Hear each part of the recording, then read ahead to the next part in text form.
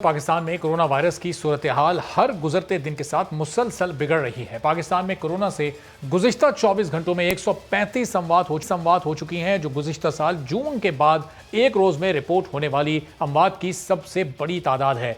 और अब साथ ही रमज़ानुल मुबारक भी ज़ाहिर शुरू हो चुका है, जिसके बायस national command and operation centre ने मजीद पाबंदियों को सख्त कर दिया है। NCOC के नोटिफिकेशन के मुताबिक अब मुल्क भर में बाजार सहरी से शाम 6 बजे तक खुले रहेंगे। इफ्तार से रात 12 बजे तक बाहर खाना खाने की इजाज़त नहीं होगी, जबकि खाने पीने की अशिया की पार्सल ले जाने की इजाज़त ज़रूर होगी। NCOC का कहना है कि बैनुल-सूबाई ट्रांसपोर्ट हफ्ते और इतवार यानी 2 रोज़ बंद रहेगी और इसका इतलाक भी 25 अप्रैल तक होगा। और मजीद फैसले के लिए 20 अप्रैल को इजलास होगा, जिसमें सूरत हाल का जायज़ा लेकर आइंदा की हिकमत अमली बनाई जाएगी। और NCOC ने यह भी वाज़ेह कर दिया है कि अंदरूनी शहर ट्रांसपोर्ट 50% मुसाफिरों के साथ चलाई जाएगी, जबकि रेलवे 70% मुसाफिरों के साथ अपने सिस्टम को जारी रखेगा। और रमज़ानुल मुबारक में रश को कम करने के लिए इजाफी ट्रेनें भी चलाई जाएंगी, जबकि तरावी का एहतमाम और हवादार जगह पर किया जाएगा। और मुतल्लिका ज़िला इंतज़ामिया मस्जिद इंतज़ामिया के ताउन से इन SOPs पर अमल दरामद को यकीनी बनाने की पूरी कोशिश करेगी। और इस नोटिफिकेशन के मुताबिक मुल्क भर में समाजी, सियासी और खेल हर किस्म की इनडोर और आउटडोर तकरीबात पर पाबंदी आयद होगी। और असद उमर की ज़ेर सदारत जो इजलास हुआ, इसमें यह फैसला भी किया गया कि NCOC का जायज़ा इजलास 10 रमज़ान को होगा और 10-10 दिन के फ़र्क से फिर रमज़ानुल मुबारक की मज़ीद स्ट्रेटजी बनाई जाएगी। इस वक्त जो सूरत हाल है, कितनी लोगों को एहतियात की ज़रूरत है, NCOC को मज़ीद कितना सख्त करना पड़ेगा इन पाबंदियों को कि यह अमवात की तादाद और पॉजिटिव केसेस की तादाद कम हो सके, इस बारे में गुफ्तगू करते हैं। डॉक्टर जावेद अकरम साहब हमारे साथ मौजूद हैं, किसी तारुफ के मुताबिक नहीं है। डॉक्टर साहब, बहुत शुक्रिया प्रोग्राम के लिए, आपने वक्त निकाला।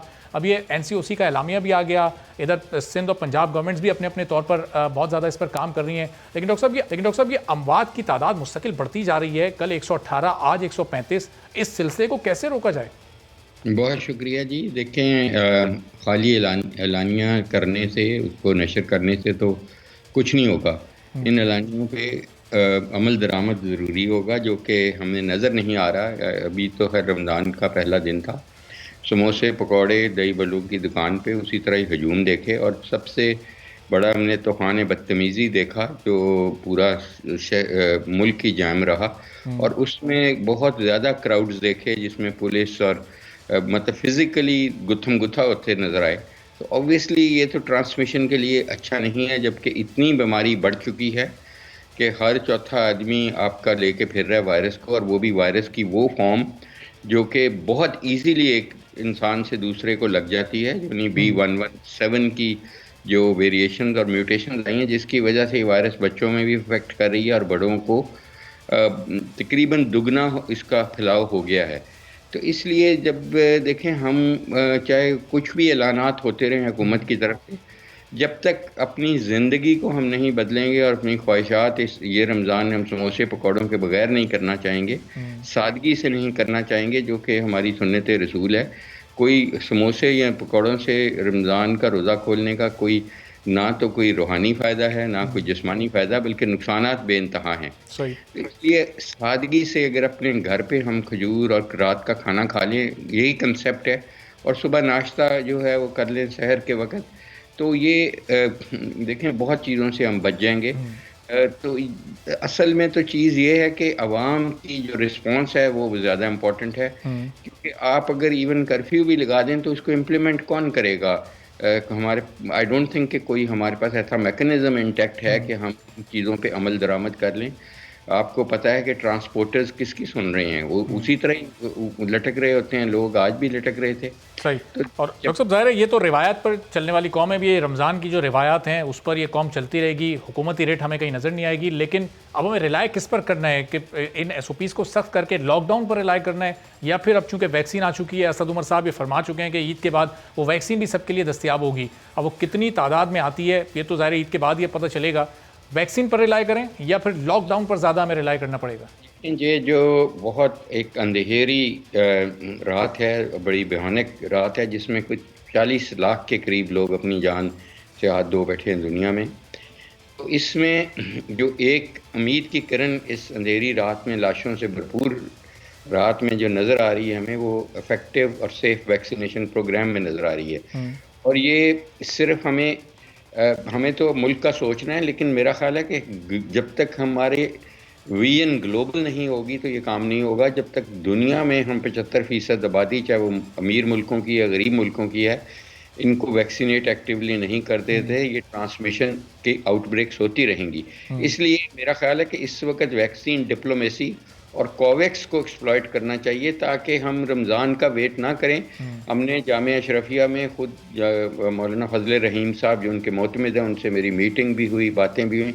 उनसे रिटन फतवा लिया गया कि वैक्सीन लगाने से रोज़ा हरगिज़ नहीं टूटता, ना पीसीआर टेस्ट कराने से, ना ब्लड देने से। इसीलिए हम अपने ट्रायल्स तो कंटिन्यू कर रहे हैं। अल्हम्दुलिल्लाह आज भी हमने बहुत लोगों को, 50 से ज़्यादा लोगों को वैक्सीनेट किया ड्यूरिंग रमज़ान। तो ये कोई रमज़ान का रोज़ा बहुत इम्पोर्टेंट है, हमारा फ़र्ज़ है, लेकिन आई थिंक लोगों की जान बचाना ज़्यादा इम्पोर्टेंट है। और मेरा नहीं ख्याल कि हमें रोज़ों का, रमज़ान का वेट करना चाहिए। हमें all efforts should be on vaccinating 15.5 crore लोग। पाकिस्तान में जिस स्पीड पे हम लगे हैं, ये अनफॉर्चुनेट चीज़ है कि ये तो 8-10 साल की कहानी है। लेकिन डॉक्टर साहब, ज़ाहिर 15.5 करोड़ लोगों को वैक्सीनेट करने के लिए 15.5 करोड़ वैक्सीन्स भी तो होनी चाहिए। क्या इस वक्त हुकूमत आपको इस पोजीशन में दिखाई दे रही है कि वो ये टारगेट आने वाले चंद माह में, या अगर मोहतात अंदाजे के मुताबिक चंद साल का लफ्ज़ भी इस्तेमाल किया जाए, तो ये अगले 2-3 सालों में भी आपको ऐसा होता दिखाई दे रहा है? देखें, जैसे मैंने कहा कि ये अमीर मुल्कों की कमज़ोरी है और उसको एक्सप्लॉइट करना चाहिए। They need to think global rather than nationalistic approach उनकी नहीं होनी चाहिए। चाहे यूके ने इस वक्त 60% अपने आबादी को कर लिया है, लेकिन जब पाकिस्तानी कोई यूके में जाएगा तो फिर आउटब्रेक होगी, और ये उनको भी पता है। और इसी वजह से कोवैक्स बनाई गई, कोई हम पे एहसान नहीं किया गया। तो हमें वैक्सीन डिप्लोमेसी को एक्टिव करना चाहिए, तमाम एम्बेसडर्स को ऑन बोर्ड लेना चाहिए, और तमाम मुल्कों के साथ हमें ये रवाबत इमरजेंसी की बेस पे करना चाहिए। देखें, इस पेंडेमिक में या आने वाले 10, 15, 20, 50 साल में भी कोई लोग मिसाइलों से नहीं मरने वाले, इसलिए मिसाइलों पे हमें खर्चने की इतने पैसे ज़रूरी नहीं है। अगर हमने अपने लोगों को ही बचाना है तो ये तो माइक्रोब्स, बैक्टीरिया और वायरसेस से मरेंगे आइंदा भी ये पेंडेमिक्स प्रेडिक्टेड हैं। इसलिए हमें हेल्थ केयर सिस्टम के लिए बजट भी ज़्यादा कर रखना है। तो और डॉक्टर साहब, अब तो ये अभी 1-1.5 माह बाद बजट आने भी वाला है। ये तजावीज़ क्या आपकी ये गवर्नमेंट तक ये पहुंची हैं? कोई डिस्कशन किसी गवर्नमेंट के लोगों से आप लोग की हुई है? एनसीओसी में आप लोगों ने इस चीज़ को शेयर किया? क्योंकि अगर गवर्नमेंट नहीं सीरियसली सोचेगी तो फिर आप और हम जितनी भी बात कर लें, जितना भी सोच लें, रिजल्ट तो वही आना है जो जिस तरह आज आया, 135 लोग अपनी जान से चले गए। सर ये देखें, आप और मैं तो जो कर सकते हैं ये अभी इस वक्त कर रहे हैं ना, और यही चीज़ मेरा ख्याल है सब चैनल्स को भी करनी चाहिए और सब डॉक्टर्स को भी करनी चाहिए। बाकी डेफिनेटली हमने ये चीज़ें कहीं जहाँ जहाँ पे हमारी इस्तात है हम वहाँ पे पहुँचाते हैं, और इंशाल्लाह पे अमल दरामद होगा। आई एम श्योर कि इस दफ़ा हेल्थ का बजट कम से कम डबल हो चुका होगा, चाहे वो कहीं से भी लिया जाए। इस वक्त आग लगी हुई है। हमने मकसद क्या है हुकूमतों का? मकसद ये है अपने अवाम को की ज़िंदगी बचाना। तो ज़िंदगी इस वक्त किस चीज़ से बचनी है? आपको और मुझे पता है, ये कोई रॉकेट साइंस तो नहीं है। वो इफेक्टिव वैक्सीनेशन प्रोग्राम से बचनी है।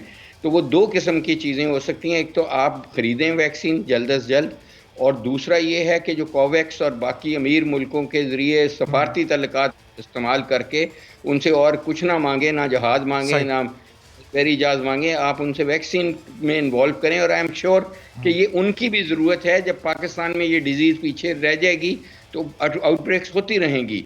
इसलिए ये ग्लोबली हमें इसको एरेडिकेट करना है डिजीज़ को। और मेरा ख्याल है जो रे ऑफ होप हमें नज़र आ रही है वो इफेक्टिव वैक्सीनेशन प्रोग्राम में नज़र आ रही है। All eyes and all effort should be there, because on the other fronts SOPs के इम्प्लीमेंटेशन पे we are failing miserably. Subscribe करें और बेल दबाएं ताकि कोई खबर रह न जाए।